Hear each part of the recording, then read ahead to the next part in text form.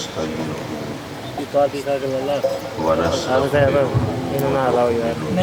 ونتوكل عليه ونعوذ بالله من شرور أنفسنا ومن سيئات أعمالنا من يهده الله فلا مضل له ومن يضلله فلا هادي له ونشهد أن لا إله إلا الله وحده لا شريك له ونشهد أن سيدنا وسندنا ونبينا وحبيبنا وكريمنا ورؤوفنا ورحيمنا ومولانا وملجانا وماوانا محمدا عبده ورسوله أما بعد فأعوذ بالله من الشيطان الرجيم بسم الله الرحمن الرحيم ما آتاكم الرسول فخذوه وما نهاكم عنه فانتهوا صدق الله مولانا العلي العظيم وصدق رسوله النبي الأمين ونحن على ذلك لمن الشاهدين والشاكرين والحمد لله رب العالمين. واجب التعظیم سادات کرام، علماء اہل سنت، لائق عزت تکریم مہمانان گرامی اور مکرم و معزز حاضرین محفل، آپ جانتے ہیں کہ اس وقت ہم اپنے بہت پیارے اور عزیز دوست عزیزم محترم منظور احمد سعیدی کے والد گرامی حاجی نظر محمد سعیدی علیہ رحمہ کے سالانہ فاتحہ خوانی کے حوالے سے محفل میں حاضر ہیں، اور یہ وقت ہوتا ہے اپنے احتساب کا، یہ وقت ہوتا ہے اپنے نام اعمال پر نظر ڈالنے کا کہ ہمارے بزرگ تو ہمیں یقین ہے کہ وہ اللہ کی رحمت کی چھاؤں میں ہوں گے، لیکن یہ وقت ہم سب پہ آنا ہے اور اس سے فرار تو کسی کے لیے ممکن نہیں ہے. تو ہم یہاں زندگی کس طرح گزاریں کہ اس دنیا میں ہم اپنے رب کی رحمتوں سے بھرپور حصہ پا سکیں، اس کی پکڑ سے بچ سکیں، قہر و غضب سے محفوظ رہ سکیں.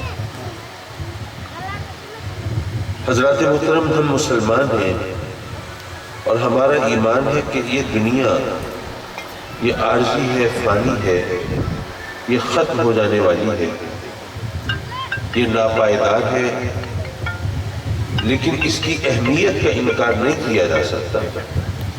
وہ اس لیے کہ جو ہم یہاں پہ بوئیں گے وہی کچھ ہم وہاں پہ کاٹیں گے.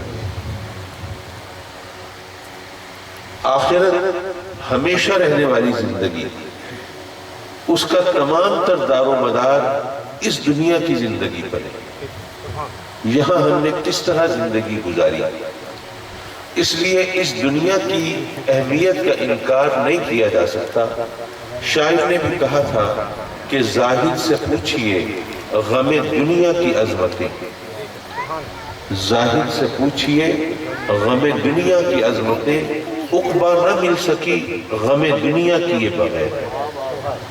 جب تک اس دنیا کی فکر نہیں کریں گے تو آخرت میں بھلائی کیسے پائیں گے اور اس کی رحمت سے حصہ کیسے ملے گا. حضرات مکرم، اب آخرت پر ہم سب کو یقین ہے وہ ضروریات دین میں سے ہے، اور اگر ہم اس کو نہ مانے مومن ہو ہی نہیں سکتے، مسلمان کہلا ہی نہیں سکتے. لیکن عجیب بات ہے، موت ایسی حقیقت ہے جس کا انکار کوئی بھی نہیں کر سکتا، مسلمان ہو نہ ہو. کسی مذہب کا پیروکار ہو نہ ہو، اللہ رسول کو مانے نہ مانے، وہ کسی بھی نظریہ حیات پر یقین رکھتا ہو، سوشلسٹ ہو، کمیونسٹ ہو، فاشسٹ ہو، واٹ ایور جو بھی ہو، لیکن موت کا انکار تو کوئی بھی نہیں کر سکتا۔ لیکن عجیب بات ہے، ہم موت کا اقرار زبان سے کرتے ہیں اور عمل سے انکار کر دیتے ہیں۔ ہمارا عمل یہ بتاتا ہے کہ موت دوسروں کے لیے ہے، ہمارے لیے نہیں ہے، ہمیں نہیں مرنا، یہ حساب کتاب بھی اوروں کے لیے ہوگا، ہمیں کوئی حساب نہیں دینا۔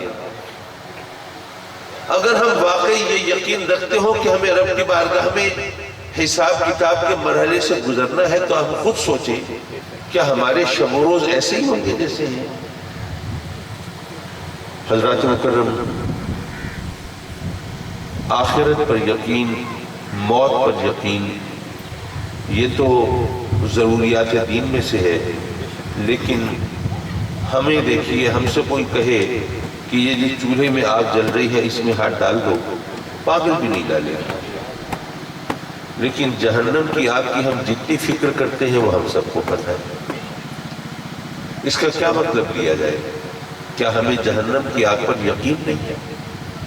یہ مفہوم نکالیں کہ ہماری نظر میں جہنم کی آگ کی وہ حیثیت بھی نہیں ہے جو چولہے کی آگ کی ہوتی ہے۔ اگر ایسا کوئی مطلب نکالیں گے تو ہم ایمان سے محروم ہو جائیں گے۔ تو مطلب وہ نکالنا چاہیے کہ کم از کم ایمان تو سلامت رہے۔ تو یارو، یہ دراصل ہماری بشری کمزوری کا تقاضا ہے، یہ ہماری فطرت کا شاخسانہ ہے۔ ہماری ایک مجبوری ہے کہ ہمارا جو یقین آنکھوں دیکھی باتوں پر ہوتا ہے وہ سنی سنائی باتوں پر نہیں ہوتا۔ چولہے کی آگ تو ہماری آنکھوں کے سامنے جل رہی ہے، وہ شعلوں کی لپک اور چمک، وہ تپش اور حدت ہم محسوس کر رہے ہیں، وہ تجربے میں ہے، مشاہدے میں ہے۔ لیکن جہنم کی آگ ہماری دیکھی ہوئی نہیں ہے، سنا ہے، عقیدے میں ہے، خیال میں ہے، گمان میں ہے، تصور میں ہے، لیکن دیکھا نہیں ہے۔ تو یہ فرق ہے آنکھوں دیکھی بات، کانوں سنی بات کا۔ لیکن سچی بات یہ ہے کہ یہ بھی کامل جواب نہیں ہے، وہ اس لیے کہ موت تو ہمارے تجربے اور مشاہدے میں ہے۔ یہ تو ہم نے دیکھا ہے کہ دنیا کے اندر کوئی بھی ہمیشہ نہیں رہتا، کوئی امیر و کبیر ہو، دولت مند ہو، صاحب ثروت ہو، جاگیردار ہو، سرمایہ دار ہو، وہ بھی نہیں رہتا ہمیشہ۔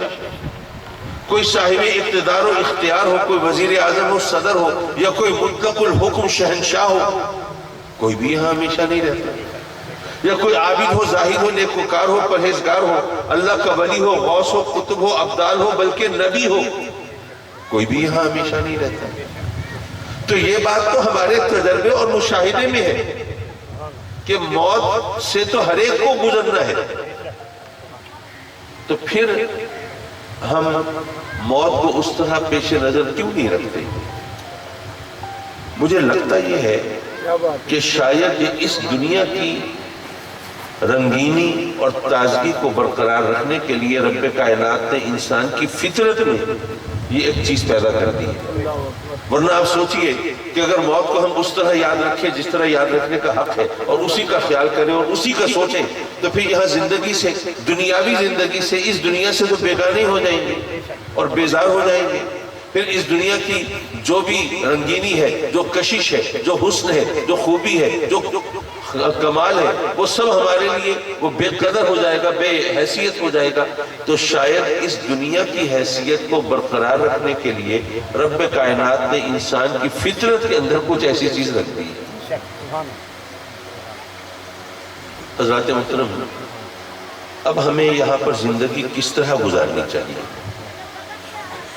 دیکھیے، بات یہ ہے کہ نصیحتیں کرنا بہت آسان ہے، نصیحتوں کے لیے تو زبانی ہلانی پڑتی ہے، وہ بڑا آسان کام ہے، عمل کرنا مشکل ہوتا ہے۔ آپ نے کبھی غور کیا کہ اللہ نے ہماری ہدایات کے لیے، ہماری رہنمائی کے لیے انبیاء کرام علیہ السلام کا سلسلہ شروع فرمایا؟ کیوں؟ کیا وہ ڈائریکٹ ہدایت نہیں دے سکتا تھا؟ دے تو سکتا تھا۔ اچھا، اس کو کوئی فنڈز کا پرابلم بھی نہیں تھا،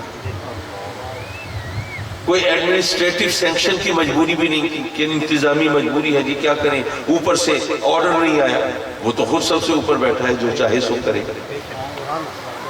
اس کے لیے کوئی مشکل نہیں تھی، وہ ہر ایک کو ڈائریکٹ ہدایت دے سکتا تھا، پھر بھی نبیوں کو بھیجا ہماری ہدایت کے لیے، رہبری کے لیے، رہنمائی کے لیے۔ کیوں؟ تین باتیں ہیں۔ پہلی بات یہ ہے کہ ہم ذرا اپنے حال پہ نظر ڈالیں۔ اگر یہ تو اللہ کا کرم ہے، اس نے نبیوں کے ذریعے ہدایت دی، اگر ڈائریکٹ ہدایت ملتی تو پتہ نہیں ہمارا حشر کیا ہوتا۔ کیونکہ آپ سوچئے کہ اللہ کے وہ احکام جن کے بارے میں کوئی شک اور شبہ نہیں کہ وہ واقعی حکم ہے اور ہمیں اس پر ضرور عمل کرنا ہے، کیا ہم ان پر عمل کرتے ہیں؟ بھئی نماز پڑھنے کے طریقے میں مسلمانوں میں اختلاف ہو سکتا ہے نا، ہاتھ باندھ کے پڑھنی ہے یا چھوڑ کے پڑھنی ہے، رفع یدین کرنا ہے یا نہیں کرنا، امام کے پیچھے قرات کرنی ہے کہ نہیں کرنی، آمین زور سے کہنی ہے کہ نہیں کہنی،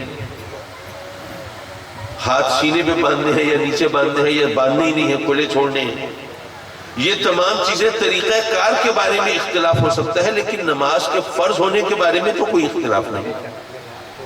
ہمیں پتہ ہے نا نماز دین کا ستون ہے، ہمیں پتہ ہے کہ نماز جنت کی کنجی ہے، ہمیں پتہ ہے کہ نماز مومنوں کی معراج ہے، ہمیں پتہ ہے کہ نماز آقا کریم صلی اللہ علیہ وسلم کی آنکھوں کی ٹھنڈک ہے، ہمیں پتہ ہے کہ نماز کافر اور مومن کے درمیان فرق ہے، ہمیں پتہ ہے کہ قیامت کے دن سب سے پہلے سوال نماز کے بارے میں ہوگا۔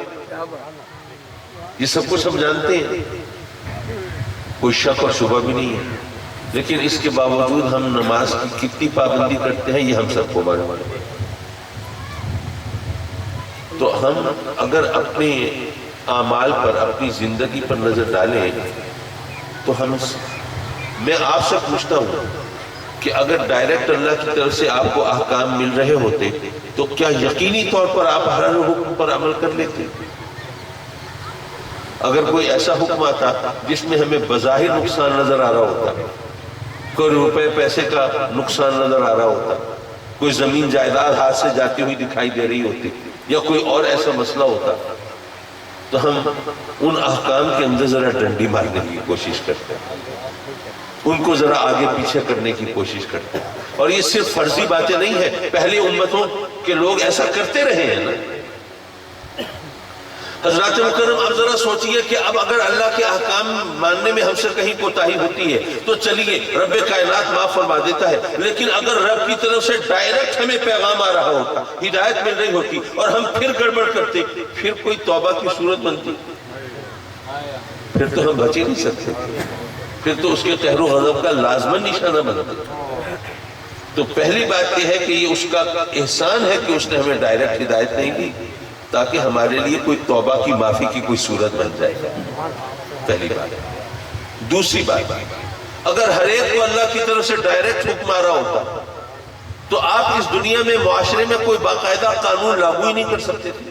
ہر ایک کو تو ڈائریکٹ حکم آ رہا ہے، تو کوئی بھی کہہ دیتا ہے جناب مجھے تو حکم یہ آیا ہے، تو اللہ کا حکم ہے میں تو اس کے خلاف نہیں جا سکتا۔ اب آپ کیا کرتے؟ کیسے اس سے کہتے کہ نہیں دی یہ قانون، یہ شریعت، یہ پابندی، یہ کوئی باقاعدہ ضابطہ، کوئی قانون لاگو ہو ہی نہیں سکتا تھا معاشرے میں۔ ایک تیسری بات ہے جس کی وجہ سے میں اس طرف موضوع کی طرف پلٹا، اگر آج کوئی کافر مسلمان ہو تو ظاہر ہے کہ آپ چاہیں گے کہ اب یہ مسلمان ہو گیا، اسے نماز بھی پڑھنی ہوگی، تو آج ماشاءاللہ کتابیں ملتی ہیں نا نماز کی، تو نماز کی کوئی کتاب خرید کے آپ اس کو دے دیں کہ بھئی یہ کتاب پڑھو اور اس کو پڑھ کے نماز پڑھا کرو، کیا وہ کتاب پڑھ کے نماز پڑھنے کا طریقہ سلیقہ آ جائے گا اس کو؟ نہیں، جب تک ہم اسے نماز پڑھ کے نہیں سکھائیں گے، نہیں بتائیں گے، وہ نماز نہیں پڑھ سکے گا صحیح طور پہ۔ ایسا ہے کہ نہیں ہے؟ یا وہ صرف نماز اس طرح بغیر عملی نمونے کے وہ نہیں پڑھ سکے گا تو پوری زندگی اللہ کے حکم کے مطابق کیسے گزار سکے اگر ہمارے پاس عملی نمونہ نہ ہو؟ تو اس لیے رب کائنات نے انبیاء کرام علیہ السلام کو بھیجا کہ وہ عمل کر کے دکھاتے ہیں کہ اللہ کے احکام کے مطابق زندگی کس طرح گزارنی ہے۔ اور اسی لیے آپ نے سنا ہوگا کہ ریاکاری جو ہے، دکھاوا جو ہے عبادت میں، وہ شرک خفی ہے۔ اب ایک عام آدمی کی سمجھ میں نہیں آتا شرک کیسے ہو سکتا؟ بھائی عبادت تو اللہ کی ہے نا، نماز تو اللہ کے لیے پڑھ رہا ہے نا، سجدہ تو اللہ کو ہی کر رہا ہے نا، تو پھر شرک کا پہلو کہاں سے آ گیا؟ یارو بات یہ ہے کہ ہم جو بھی عبادت کریں وہ کس کے لیے ہونی چاہیے؟ اللہ کے لیے۔ لیکن جب بندہ جو ہے وہ عبادت بندوں کے لیے کر رہا ہو کہ یہ مجھے عابد زاہد کریں گے، نیک پارسا کہیں گے، میرے زہد و تقوی کا چرچا کریں گے اور میری عزت افزائی ہوگی اس طرح، تو جب عبادت تو اللہ کے لیے ہوتی ہے، یہ بندوں کے لیے کر رہا ہے، تو شرک کا پہلو آ گیا کہ نہیں آ گیا؟ تو آ گیا۔ حضرات مکرم، ہمارے لیے یہ مسئلہ تھا کہ ہم زندگی کس طرح گزاریں کہ اللہ راضی ہو، تو آقا کریم صلی اللہ علیہ وسلم نے ہمیں وہ زندگی گزار کے دکھائی۔ میں اس بات کو ایک مثال کے ذریعے لوگوں کو سمجھاتا ہوں، کیونکہ ویسے سیدھی سادی بات ہو لیکن لوگوں کے اوپر سے گزر جاتی ہے، لیکن ذرا مثال سے سمجھا دی جائے تو پھر ذرا ذہن نشین ہو جاتی ہے۔ اگر آپ کوئی مشین خریدنے جائیں بازار میں، کوئی سادہ سی مشین ہو، جیسے جوسر، بلینڈر، گرائنڈر وغیرہ ہوتی ہے نا، مسالہ پیسنے کی مشین، چٹنی بنانے کی مشین، جوس نکالنے کی مشین، یہ سادہ سی مشین ہے۔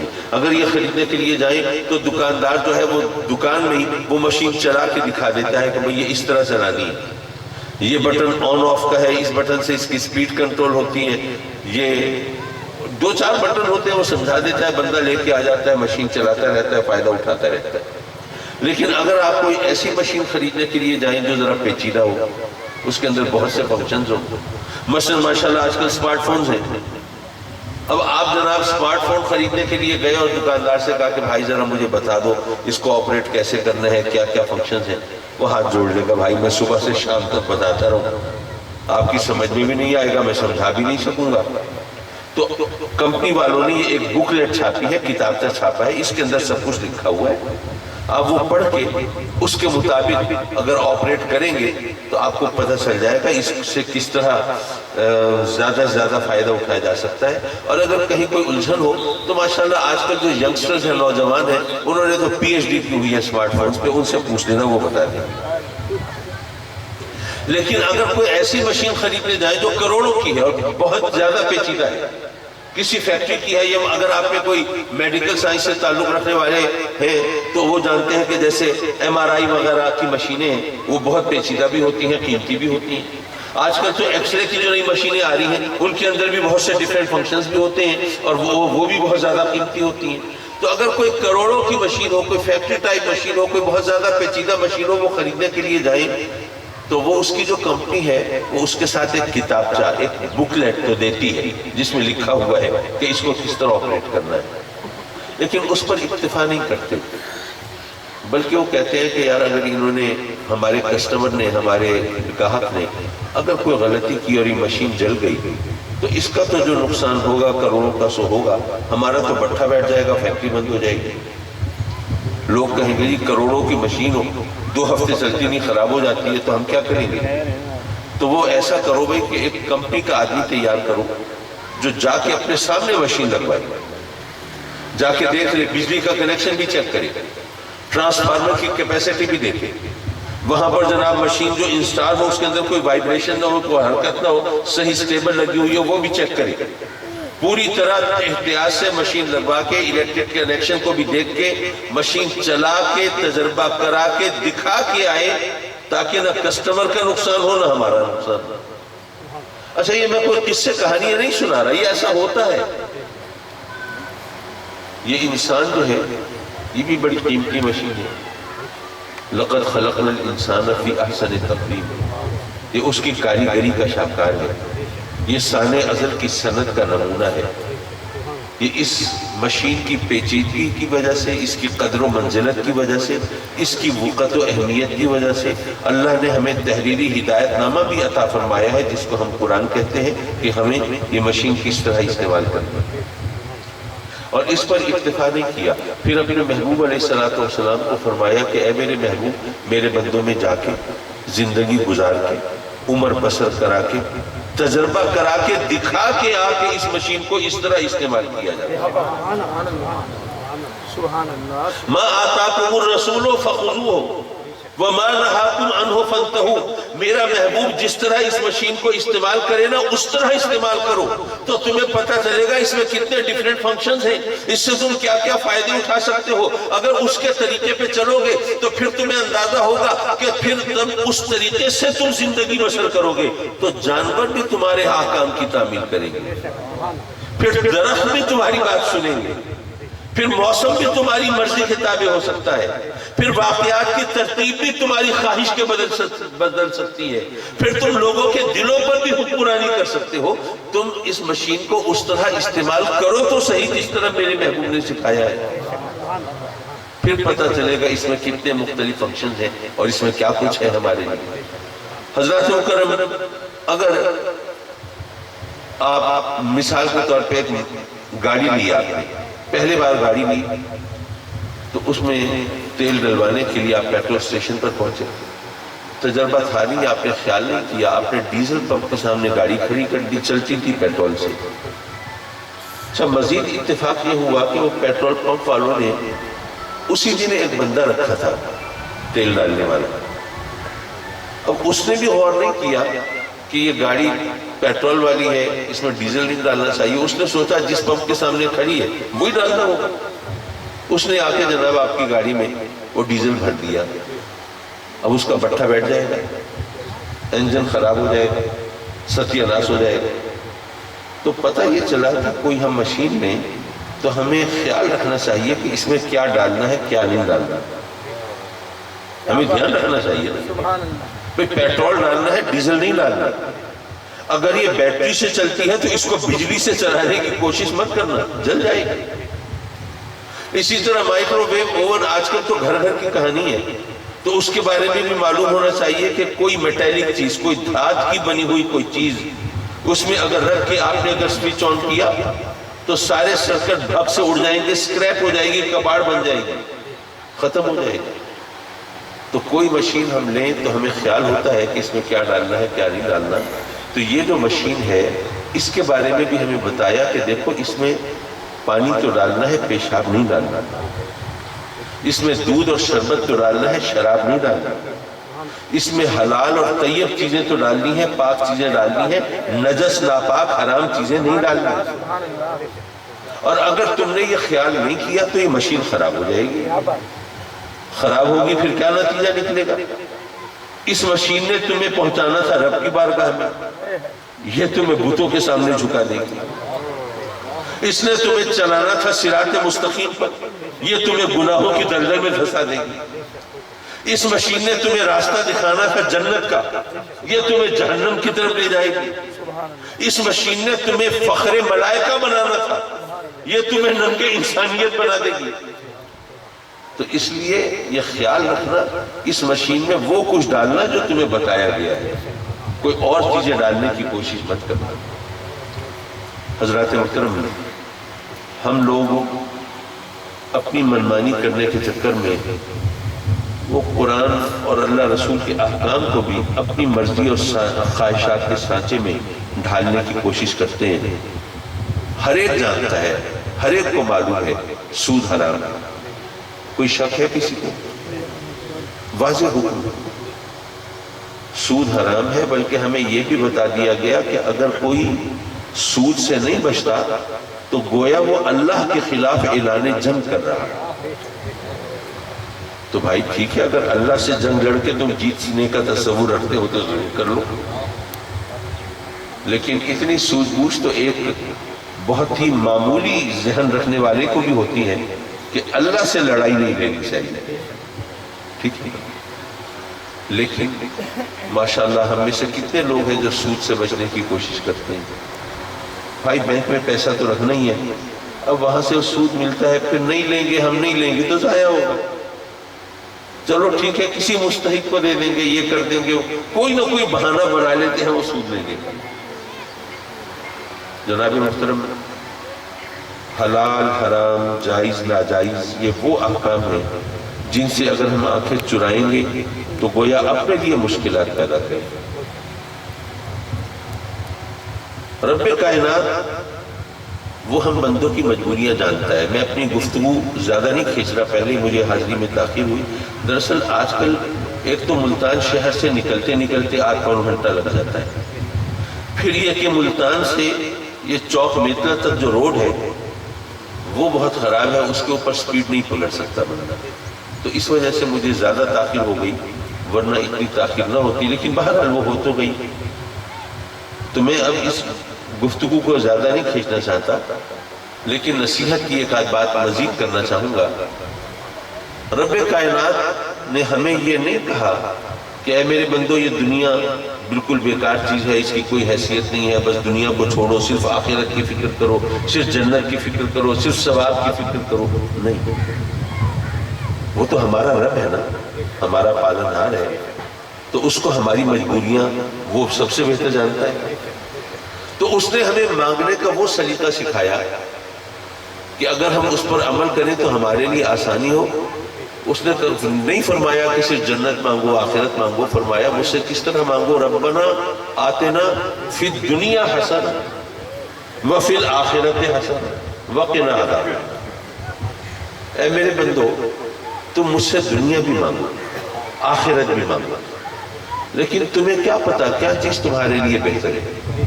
تم جانتے ہو کیا؟ تم بڑے شوق سے کار خریدو، لیکن اگر تمہیں پتا ہو کہ کار کسی حادثے کا شکار ہوگی اور کوئی جان سے پیاری ہستی اس حادثے میں چلی جائے گی، تو کیا پھر کار خریدنا چاہو گے؟ تمہارا بچہ تم سے فرمائش کرتا ہے موٹر سائیکل کی، تمہارے پاس پیسے نہیں ہوتے تو تم رب سے شکایتیں کرتے ہو کہ مولا وہ جو تیرے منکر ہیں، جو مشرک ہیں، کافر ہیں، ان کو تو نے اتنا دیا ہے کہ ان میں سے بعض لوگ وہ اپنے بچوں کو روز ہر سال نیا جہاز خرید کے دے سکتے ہیں. بچے نے موٹر سائیکل مانگی ہے، وہ بھی میرے پاس پیسے نہیں. پھر تم کمیٹی ڈال کے قرض ادھار اٹھا کے جمع پونجی اکٹھی کر کے بچے کو موٹر سائیکل دلوا دیتے ہو اور دل میں بڑا خوش ہو رہے ہوتے ہو کہ بچے کی فرمائش پوری کر دی. لیکن اگر تمہیں پتا ہو کہ بچہ جو ہے وہ کسی حادثے کا شکار ہو کے زندگی بھر کے لیے معذور ہو جائے گا، تو پھر دلواؤ گا موٹر سائیکل سے. تو تمہیں تو نہیں پتا نا کہ تمہارے لیے کیا چیز بہتر ہے کیا نہیں ہے. تو تم زبان سے تو مانتے ہو کہ تمہارا جو رب ہے وہ ماں سے 70 گنا زیادہ محبت کرتا ہے، زبان سے کہتے ہو، لیکن حقیقتاً اعتبار نہیں کرتے. کیا تمہیں نہیں پتا کہ ماں تمہاری کبھی تمہارا برا چاہے گی؟ تو جب ماں برا نہیں چاہے گی تو جو ماں سے 70 گنا زیادہ محبت فرماتا ہے وہ برا چاہے گا؟ اچھا، ماں تو ماں ہے، لیکن اس سے کہیں اندازے کی غلطی بھی ہو سکتی ہے. وہ تمہارے لیے کوئی ایسی چیز پسند کر سکتی ہے، تمہارے لیے بیوی لا رہی ہو، کوئی ایسی بہو اپنے لیے پسند کر سکتی ہے جو حقیقتاً تمہارے لیے بہتر نہ ہو. بھئی ماں ہے نا، اس کو غیب کا تو نہیں پتا. لیکن میں ماں سے 70 گنا زیادہ محبت بھی کرتا ہوں اور مجھ سے کچھ چھپا ہوا بھی نہیں ہے. تو اے میرے بندو، اگر تمہیں واقعی یقین ہو کہ ماں سے 70 گنا زیادہ محبت کرتا ہوں اور میں جانتا ہوں تمہارے لیے کیا بہتر ہے کیا نہیں ہے، تو تم پک اینڈ چوز سے کام مت لو کہ مولا یہ مجھے دے دے، یہ دے دے. تم اپنا انتخاب میرے سامنے نہ رکھو، بلکہ یوں کہو کہ مولا میں تو نہیں جانتا پر تو جانتا ہے نا، تو مولا جو اس دنیا میں بہتر ہے وہ مجھے یہاں عطا فرما دے، اور جو وہاں کی بھلائی ہے وہ وہاں عطا فرما دے، اور مولا مجھے اپنے قہر سے، غضب سے، عذاب سے محفوظ فرما دے. سیدھی سادی دعا جو ہم دن میں نہ جانے کتنی بار ہماری زبان سے ادا ہوتی ہے، اس پر ذرا غور تو کریں مطلب نکلتا کیا ہے. لیکن ہماری عادت ہو گئی ہے، لوگ آتے ہیں نا ہمارے پاس کہ صحیح وہ نماز پڑھتے ہوئے وسوسے بہت آتے ہیں، صحیح دعا کریں. یہ بھی چلیے اللہ کی طرف سے توفیق ہے کہ بھئی آدمی یہ خیال کر رہا ہے وسوسے تنگ کر رہے ہیں. لیکن وسوسے کیوں تنگ کرتے ہیں؟ وسوسے اس لیے تنگ کرتے ہیں کہ ہم جب نماز پڑھتے ہیں ہمیں پتہ نہیں ہوتا کہ ہم کہہ کیا رہے ہیں. جب زبان سے ہمیں بزرگوں نے، ہمارے اساتذہ نے، ہمارے بزرگوں نے، والدین کرم کیا، ہمیں نماز تو یاد کرا دی، اب وہ رٹی ہوئی نماز ہماری زبان سے جاری ہو جاتی ہے لیکن ذہن تو خالی ہوتا ہے. جب ذہن خالی ہوگا تو زبان اپنا کام کرے گی، تو ذہن اپنا کام کرے گا، پھر وسوسے تو آئیں گے. اگر نماز کا آپ مفہوم اور مطلب ذرا ذہن میں رکھیں، میں یہ تو نہیں کہتا کہ ہر آیت اور ہر بات نماز میں پڑھتے ہوئے اس کا مفہوم دہرائیں، لیکن کم از کم آپ کے ذہن میں ہو کہ میں الحمد شریف پڑھ رہا ہوں، اس کا یہ مفہوم ہے. میں یہ عرض کر رہا ہوں آپ کی بارگاہ میں. وہ سورج جو ملائی ہے اس کا یہ مطلب ہے میں نے جب رب کی بارگاہ میں سر جھکایا ہے تو میں اس کی کبریائی کس طرح بیان کر رہا ہوں اور اس کی پاکیزگی کس طرح بول رہا ہوں. تو اگر آپ کا ذہن آپ کی زبان کے ساتھ مصروف ہو جائے تو پھر وسوسے نہیں تنگ کرے گا. لیکن اچھا ہم چھوٹے ذہن کے لوگ ہیں بعض اوقات کس طرح شیطان ہمیں بہکاتا ہے. ایک 24ویں گریڈ کے افسر تھے. 24واں گریڈ ویسے تو 22 تک ہی آپ نے سنا ہوگا لیکن ان سم اسپیشل کیسز وہ 24 گریڈ بھی دے دیا جاتا ہے. غالباً مختار مسعود اس کا نام تھا تو یہ مسعود کھدر پوچھ کہلاتا تھا. شاید علماء میں سے کسی کو یہ نام سٹرائک کرے. اس نے کہا کہ جناب بات یہ ہے کہ آپ کسی افسر کے پاس جائیں تو جو بھی آپ نے درخواست پیش کرنی ہو تو آپ کو پتہ ہوتا ہے آپ کیا کہہ رہے ہیں. آپ رب کی بارگاہ میں نماز پڑھنے کھڑے ہو جاتے ہیں آپ کو پتہ ہی نہیں ہوتا کیا کہہ رہے ہیں. اس لیے عربی میں نماز مت پڑھیں اپنی بولی میں نماز پڑھا کریں. اور اس نے جناب لوگوں کو پڑھ کے بھی دکھائی اللہ سب سے بڑا ہے. اس طرح اس نے نماز پڑھی. اچھا بظاہر تو بات سمجھ میں آتی ہے کہ یار بات تو ٹھیک ہے. میں نماز اپنی اگر مادری زبان میں اپنی سرائکی میں اپنی پنجابی میں اپنی اردو میں اپنی پختوں میں اگر پڑھیں تو زیادہ اچھا ہوگا. ہمیں پتہ تو ہوگا رب کی بارگاہ میں کیا عرض کر رہے ہیں. لیکن آپ بتائیں اگر کیا آپ اپنی سرائکی پنجابی میں نماز پڑھیں تو ہو جائے گی؟ نہیں ہوگی. تو بات یہ ہے کہ ہمیں نماز کا مطلب تو سمجھنا چاہیے لیکن رب کائنات نے ساتھ ہمیں یہ بھی بتا دیا کہ اے میرے بندو تم میری بارگاہ میں التجا کرنا چاہتے ہو دعائیں مانگنا چاہتے ہو اپنی بولی میں اپنی زبان میں جب چاہو میری بارگاہ میں درخواستیں پیش کرو.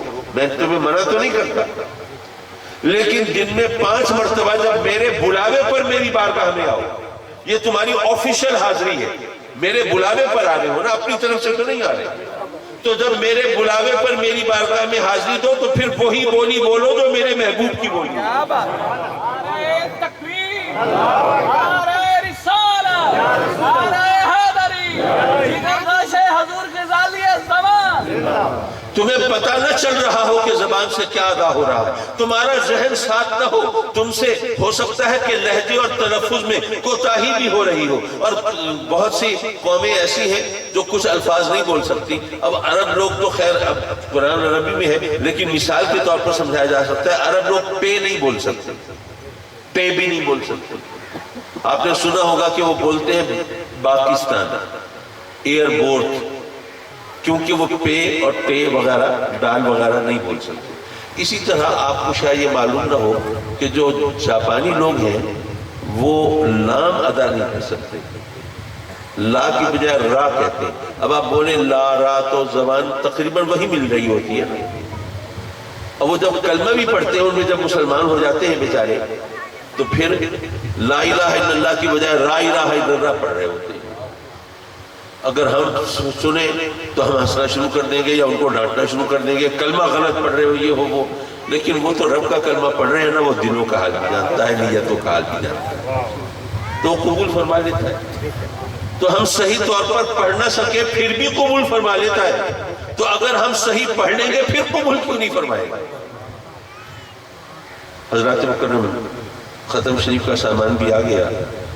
میں نے عرض کیا تھا صرف ایک نصیحت کر کے میں آپ سے اجازت چاہوں گا. آج کل عالم یہ ہے کہ کسی کو نصیحت کرے نا یار نیکی کا راستہ اختیار کرو برائی سے بچو تو جواباً تقریر سننے کو ملتے ہیں. جناب ہر طرف تو برائی ہے. ہمارے اوپر آپ سوار ہو جاتے ہیں جناب نیکی کرو یہ کرو وہ کرو. کیا اگر میں ایک اکیلا بندہ اگر نیکی کروں گا تو کیا برائی ختم ہو جائے گی؟ کیا نیکی کا بول بالا ہو جائے گا؟ کیا معاشرہ درست ہو جائے گا؟ کیا ماحول صحیح ہو جائے گا؟ ہر طرف برائیاں خامخواہ نصیحتیں کرنے کا شوق ہوتا ہے کرتے رہتے ہیں. ایسی ہی تقریریں سننے کو ملتی. ایک حکایت ہے کہتے ہیں کہ جب نمرود نے الاؤ دہکایا سیدنا ابراہیم علیہ السلام کو معاذ اللہ نظر آتش کرنے کے لیے وہ آگ بھڑکائی. اتنی بڑی آگ تھی کہ اس کے شعلوں کی بلندی کا عالم یہ تھا کہ اس کے اوپر سے پرندے پرواز نہیں کر سکتے تھے. آج بھی اگر آپ اتنی بڑی آگ دہکانا چاہیں تو سوچیں کتنی محنت کرنی پڑے گی. اتنا بڑا الاؤ دہکایا تو ایک بلبل چوش میں پانی لے کے چل پڑی. کسی نے پوچھا بھائی کہاں جا رہی ہے؟ کہتی ہے میں وہ الاؤ بجھانے جا رہی ہوں. ظاہر ہے اس کا مذاق اڑا. لوگوں نے کہا یہ بھی بالکل ہی عقل سے پیدل ہے, فارغ ہے. وہاں پہ حوض پلٹ دیے جائے تو ان کا پتہ نہ چلے. یہ بالکل چوش میں پانی لے کے جا رہی ہے کہ میں الاؤ بجھانے جا رہی ہوں, بالکل ہی فارغ ہے. جب لوگوں نے بہت تانے دیے تو اس نے جو جواب دیا وہ ہم سب کے لیے بھی شلے رہا ہے. کہتی ہے کہ میں بے وقوف اور پاگل نہیں ہوں, مجھے پتہ ہے کہ پانی کے چند قطرے وہ اس آگ کا کچھ نہیں بگاڑ سکتے, وہاں تک پہنچ بھی نہیں پائیں گے, پہلے ہی بھاپ بن کے اڑ جائیں گے. لیکن بات یہ ہے کہ پھر بعد میں فہرست بنے گی وہ کون تھے جو آگ لگانے والے تھے اور وہ کون تھے جو آگ بجھانے والے تھے. تو اس وقت پھر یہ پانی کے چند قطرے یہ آگ بجھا تو نہیں سکتے, لیکن مجھے اس فہرست میں جگہ دلا دیں گے جو آگ بجھانے والوں کی. یارو اگر ہم نیکی کا راستہ اختیار کریں, ممکن ہے تو فرق نہ پڑے. ویسے تو میرا یقین ہے فرق پڑتا ہے بھئی, اپنے گھر والوں پہ تو زور چلتا ہے نا ہمارا. تو اگر ہم اپنے بچوں کو نیکی کی راہ پر گامزن کر دیں, چلا دیں, تو عزیز رشتہ دار, پڑوسی, ہمسائے, دوست, احباب ان کو دیکھ کر سبق سیکھ سکتے ہیں. چراغ سے چراغ جل سکتا ہے, یہ سلسلہ آگے بڑھ سکتا ہے. لیکن چلو ایک لمحے کو مان لیا, کوئی فرق نہیں پڑے گا, اور برائی اسی طرح رہے گی اور نیکی کا چراغ نہیں جل پائے گا.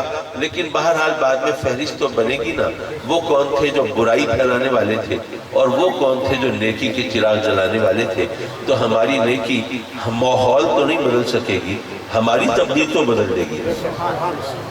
تو تجھ کو پرائی کیا پڑی, اپنی نبھیر تو اپنی فکر کرو. اپنی قبر میں جانا ہے, وہاں حساب کتاب کے مرحلے سے گزرنا ہے. مولا جو کہتے ہیں اس پر عمل کی بھی توفیق عطا فرما, اور محترم و مکرم جناب حاجی نظر محمد صاحب مرحوم کے درجات کو بلند فرما, ان کی قبر کو جنت کا باغ بنا, ان کی امانتوں کی حفاظت فرما. وآخر دعوانا ان الحمدللہ.